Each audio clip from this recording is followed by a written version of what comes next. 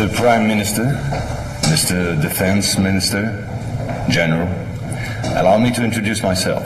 My name is François Rousseau.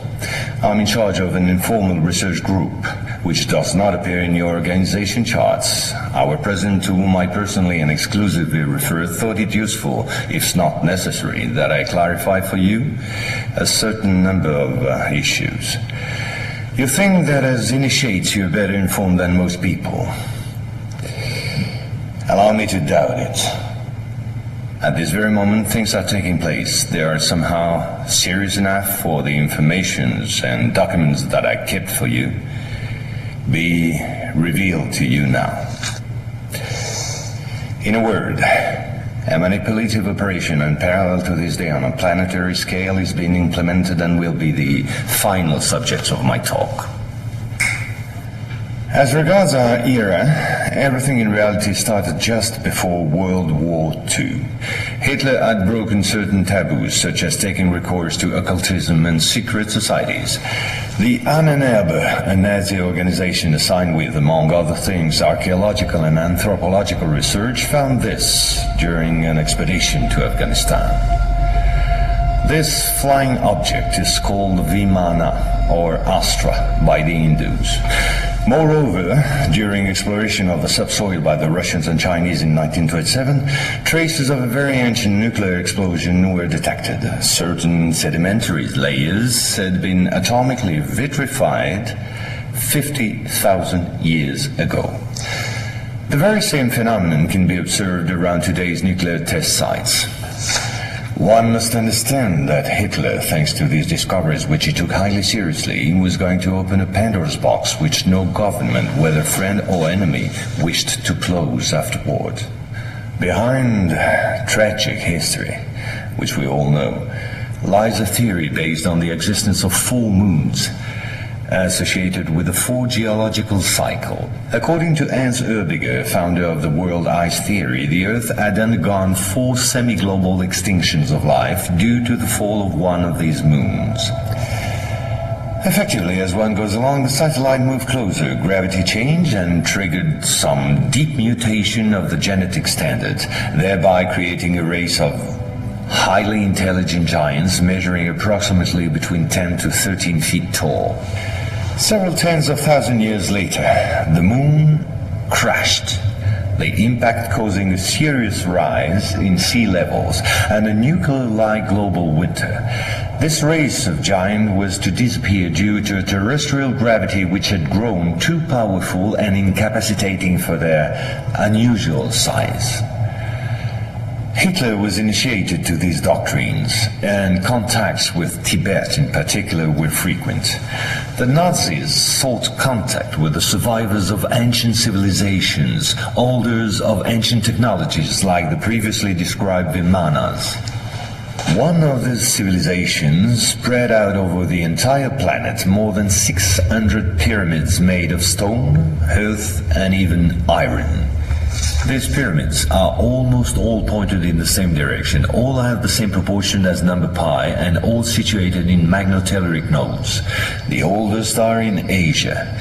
2 of them are submerged, one south of Japan at Okinawa, another south of Cuba. These 2 were built about 12,000 years ago. I began by this more archaeological reminder for this reason. Our civilization is the 4th of the cycle which I described previously. Yes, I know that might well hurt our pride. We're neither the first nor the last. One must understand that the study and understanding of several recovered prototypes were the absolute priority to ensure Nazis' domination over the skies. The Allies, in parallel, focused on mastering atom and creating the first nuclear bombs. These secret bases were the center of all research supervised by the Nazis. In one of these bases worked Victor Schauberger, father of the Nazis' UFOs. Schauberger headed the Vril Society in charge of anti-gravitational research. He died in 1958 in Texas, while working under protection of the United States on the improvement of his own flying saucers, which have since become American. You will quickly understand that 70% of unexplained aerial phenomena are human in origin and in no way extraterrestrial. Once World War II was over and Nazi technology had been systematically plundered by both Americans and Russians, the first challenge was to carry on and even complete the Nazis' research in great secrecy.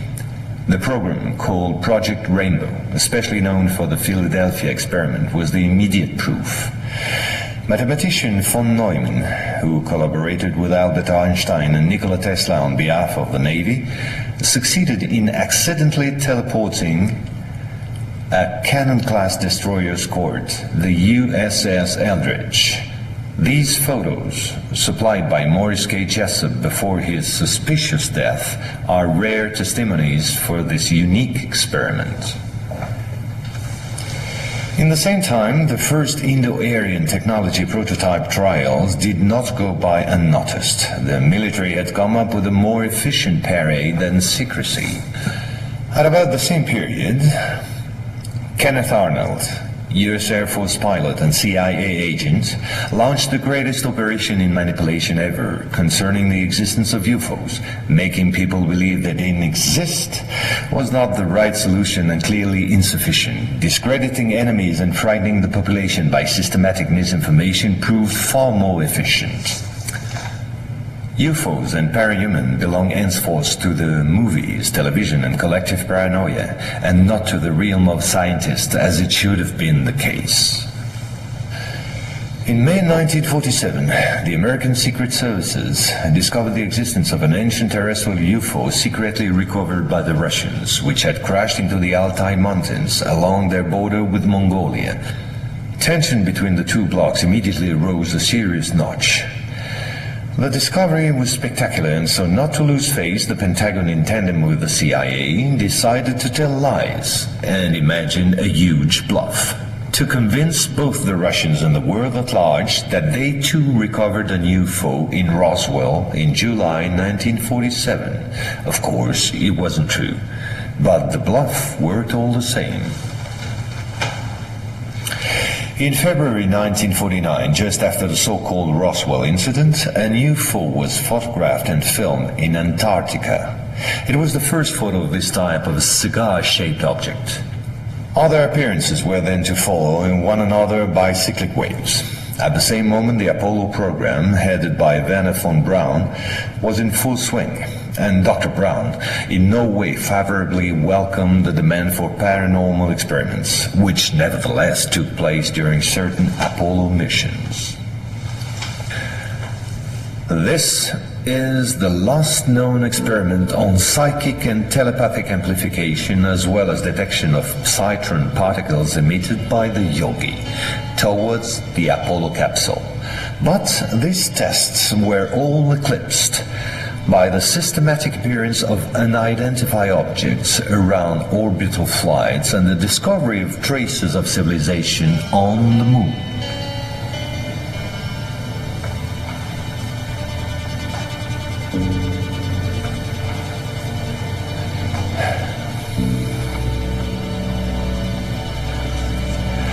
NASA had to face an avalanche of data and embarrassing proofs. The only solution was to put everything under the cloak of defense secret.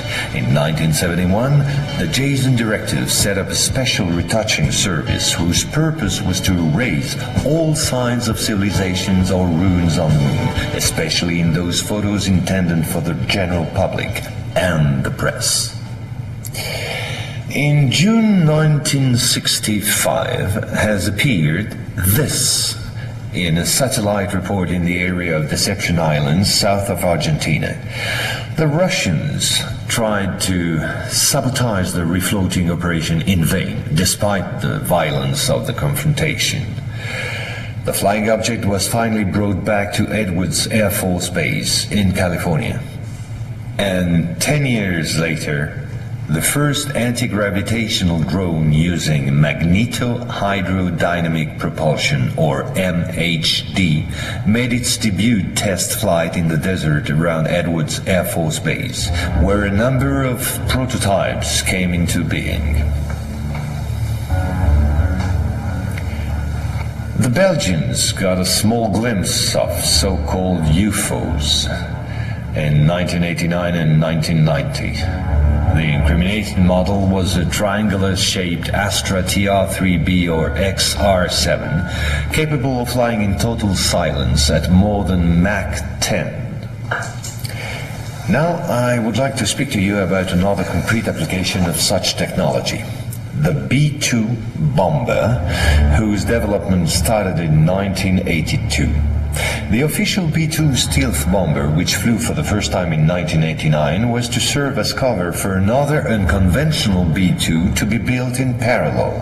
This top-secret model used, among other things, a plasma creation system, exploiting the airflow like an MHD generator. This system produces ionization of the air around the B-2, thereby suppressing air resistance while ensuring total invisibility for any type of radar.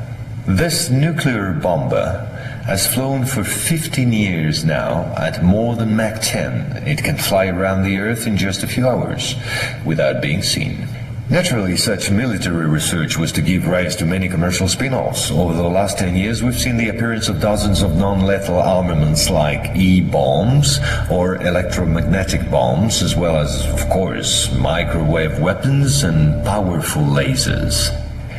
The U.S. Department of Defense, through the multinational Raytheon, decided to invest a gigantic amount of money in an experimental program called HAARP, or High Frequency Activate Auroral Research Program. And it was quite a program. Officially, the base in Alaska studies the ionosphere. In truth, the real possibilities of the installation are enormous. Climate manipulations, deep detection of underground base or deposits, silent and remote destruction of any object, and most important of all, manipulation of human behavior.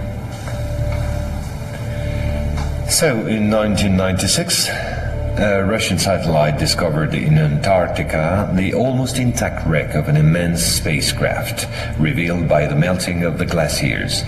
The ice samplings indicated a crash date some 24,000 years ago.